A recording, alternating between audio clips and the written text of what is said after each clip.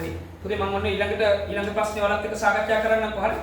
මේ ප්‍රශ්නේ ඔන්න මම ඉස්සෙල්ලා කියනවා නිව්ටන් 5ක් බර ඇති වස්තුවක් තප්පරයට මීටර කිලෝග්‍රෑම් 5ක ගම්‍යතාවක් පවත්වාගෙන තියෙනවා. හරි. ඊට ප්‍රතිවිරුද්ධව යෙදුණු බලයක් හේතුවෙන් එම වස්තුවේ ප්‍රවේගය තප්පර 4කදී තප්පරයට මීටර 4 දක්වා අඩු වෙනවා. වස්තුවේ ඇති වූ මන්දනය ගණනය කරන්න කියලා අහනවා. හරි.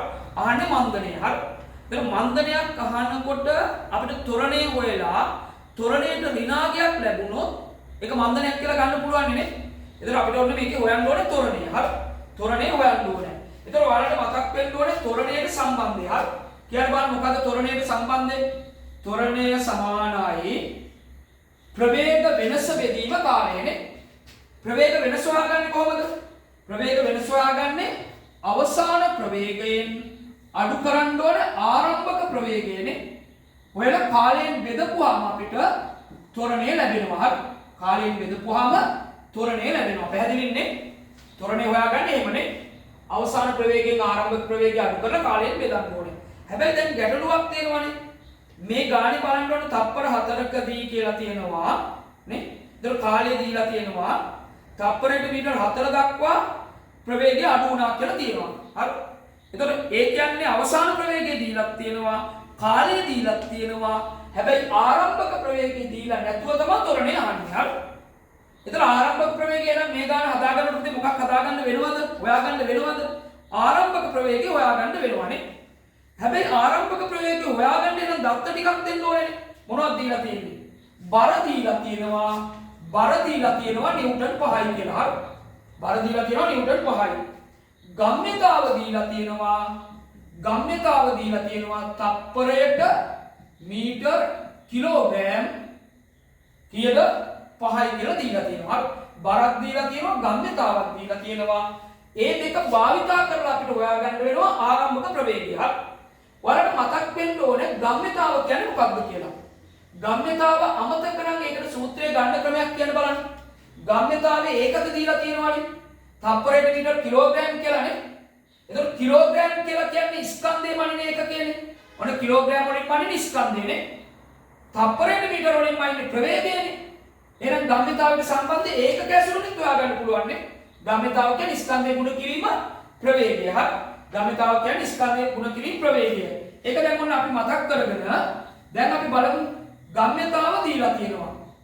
ගම්‍යතාව සමානයි මම කියව මොකද ස්කන්ධයේ ප්‍රවේගයේ ගුණිතය. හරි. ගම්‍යතාව කියන්නේ මේක අපිට දීලා තියෙනවා. දැන් මේක ඇත්තට වෙන්නේ අපිට කියලා මොනවද? නිව්ටන් 5ක් බර ඇති වස්තුවක් තප්පරයට මීටර කිලෝග්‍රෑම් 5ක ගම්‍යතාවයකින් කොහොම යනවා ඉස්සරහට. හරි. හරිද? මතක තියාගන්න ගම්‍යතාවක් තියෙනවා කියන්නේ එයාට යම් ප්‍රවේගයක් තියෙනවා. හරි. එතකොට ඊට විරුද්ධව බලයක් යදෙනවලු. ඒ ගමන් කරන දිශාවට විරුද්ධව බලයක් යදෙනවා. විරුද්ධව බලයක් යදෙනකොට ගම්‍යතාව අඩු වෙනවනේ නේ. ගම්‍යතාව අඩු වෙනවා. ඒ කියන්නේ ප්‍රවේගය අඩු වෙලා ස්කන්ධය වෙන දැන් මම මෙහෙම යනකොට හරි මෙහෙම යනකොට මොනවද? මගේ මේ ස්කන්ධය වෙනසක් වෙන්නේ නැහැ නේ. හැබැයි මගේ ප්‍රවේගය වෙනස් වෙන්න ගම්‍යතාව වෙනස් වෙනවානේ. දැන් මම මෙතන නම් ඉන්නේ මම මෙහෙම යනකොට මම යන දිශාවට විරුද්ධව බලයක් යදපුවාම මගේ ප්‍රවේගයයි අඩු වෙන්නේ නේ. දැන් ප්‍රවේගය අඩු වුණාම ගම්‍යතාව අඩු වෙනවා. පැහැදිලිද කියපු දේ? රයිට්. එතකොට මේක බලමු ගම්‍යතාව දීලා තියෙනවා තප්පරයට මීටර කිලෝග්‍රෑම් 5යි කියලා. මම ඒක ආදර්ශ කරන්නේ නැහැ මෙතෙන්ට. ස්කන්ධය දීලා නැහැ. දීලා තියෙන්නේ මොකක්ද? බර දීලා තියෙනවා. හරි. එතකොට ඔයාලට මතක් වෙන්න ඕනේ මෙහෙම ඉගෙන ගත්තත් මතකද? බර කියලා කියන්නේ යම් වස්තුවක් පොළොව දෙස නැද ගන්න බලයනේ. බර හොයාගන්න සම්බන්ධය කියන්නේ ස්කන්ධයේ ගුණ කරා ගුරුත්වජ ත්වරණයනේ.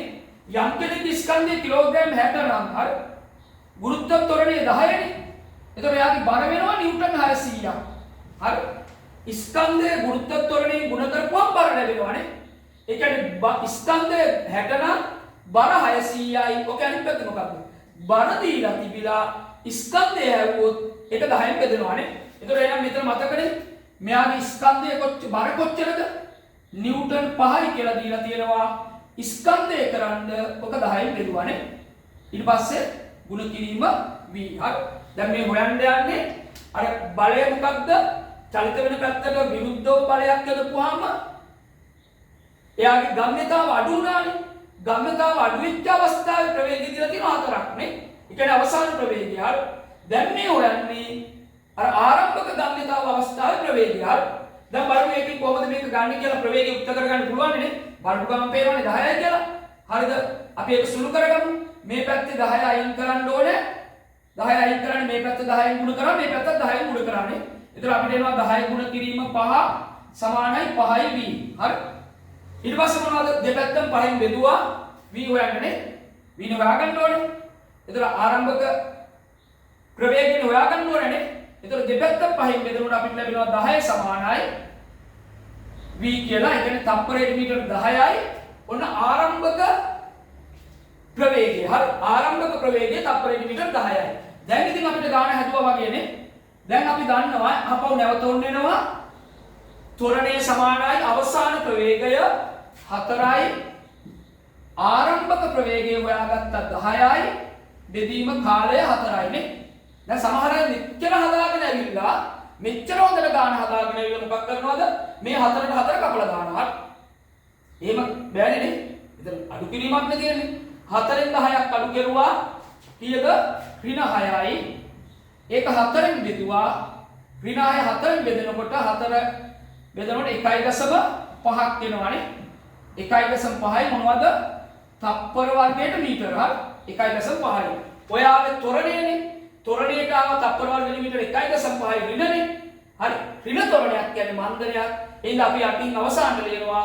එම නිසා මන්දනේ සමානයි පුතල් කියන්නේ තප්පර වර්ගයට මීටර 1.5යි ඍණ නැතුව කියන්නේ. හරි. මන්දනේ කියනකොට. මම හිතන්නේ හොඳ ප්‍රශ්නයක්. ඔයාලට පැහැදිලි වෙන්න ඇති. අපි ඊළඟ දවසේ පුතේ ඉතුරු ප්‍රශ්න සාකච්ඡා කරමු. එහෙමනම් ඔයාලා සියලු දෙනාටම තෙරුවන් සරණයි.